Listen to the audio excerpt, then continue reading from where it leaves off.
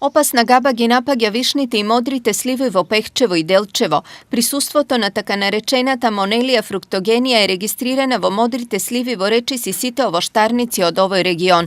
Плодовите може да бидат нападнати буквално во текот на целата вегетација, односно од моментот на нивното заврзување па се до моментот на берба, а она што е уште пострашно е дека габата продолжува со својот развој и после бербата, односно во текот на транспортот, складирањето и продажбата. Овдешните земјоделци се обиделе габата да ја уништат на повеќе начини, но сите употребени методи се покажале како јалови.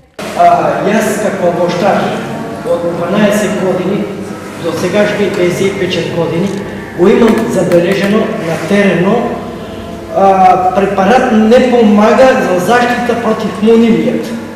Никако. Според овдешните агрономи кои со последиците од оваа габа во Пијанечко-Малешевскиот регион се соочуваат со години, единствено решение е промена на сортите. Мислам дека најголем ефект би имало кога би требало неопходно да се мени сортиментот на сорти кои се отпорни имунолошки на Монелија лакси и Монелија фруктигена. Кај коски се тоа лошти. Монелија фруктогенија е причина за појава на темни дамки и предвремено трулење на овошјето, што лани резултираше со отсуство на извоз на модрата слива.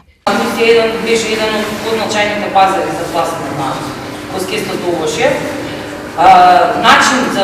Единствен начин за да се укине оваа времена забрана е доколку ние како држава сите заедно, вие како производители, ние како надležни органи сериозно се нафатиме кон овој проблем, а тоа е ставање под контрола на овоштетен организам. Ки успеат ли овоштарите годинава да се справат со опасната габа е прашање.